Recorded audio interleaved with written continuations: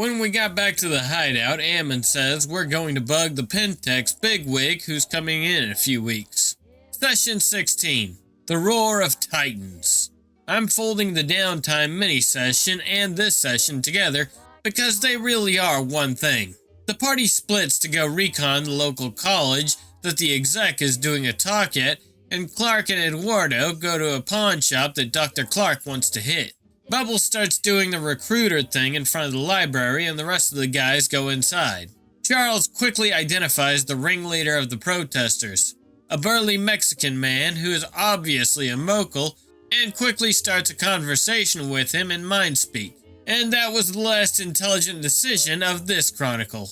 Mark decides to punk the big-ass Mexican and sticks his fingers in his ears and sticks his tongue out. The Mexican takes offense to that and proceeds to chase him, intent on beating him down. Mark flees to the sewer with the Mexican. Charles and Bubbles hot on his heels.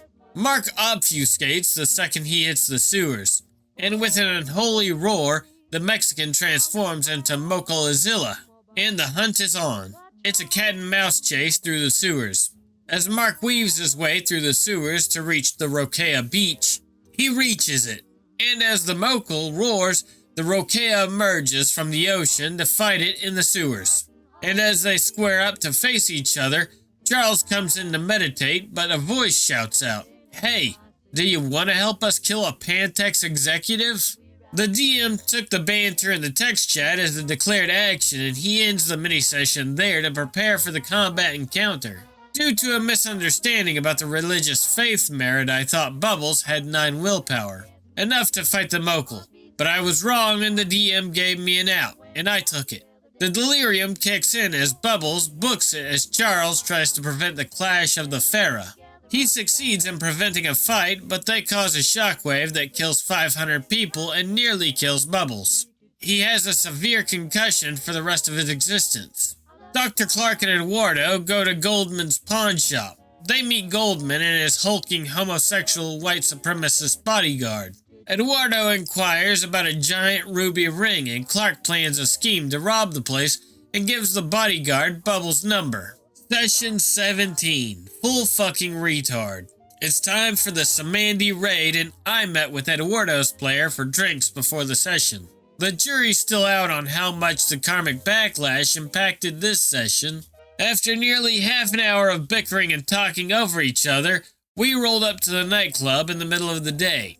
Charles breaches the building through the Umbra and disables the security system as Jack enters from the back. Bubbles goes in from the front and tackles the ghoul as Dr. Clark Xanax sprays the both of them, knocking them out. The rest of the party makes easy work of the ghouls and Jack drops the roof on one Samandi. The party then goes to search for the second Samandi and Eduardo forgets to activate his second sight. This proves to be a fatal mistake as it disintegrates both him and Anthony in a single turn. The Samandi eats a 40mm grenade to the face and dies as a drugged and pissed off Bubbles rises to his feet. The party collects their dead and leaves. I decided to have Bubbles call and make the arrangements for the dead party members.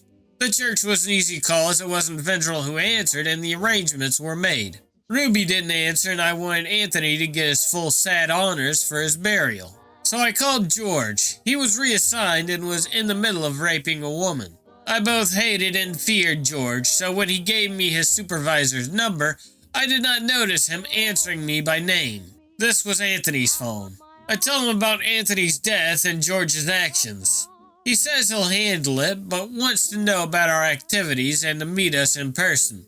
I know that's a death sentence, and I thought he knew everything from Clark's interrogation. So I talk and begin to recap everything that happened before Bubbles got involved. When I got the cop, I tried to pin it on the Sabbath and have the feds wipe them off the island because I was tired of dealing with vampiric politics.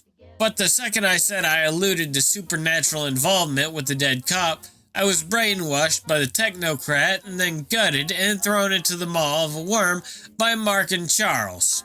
We are now the technocracy's most wanted. End of Act 2. When we're out together dancing cheek to cheek. Oh, honey, I'm in heaven when you're by my side. When we're out together, I'm so satisfied. Blues disappear like a gambler's streak. When we're out together dancing cheek to cheek.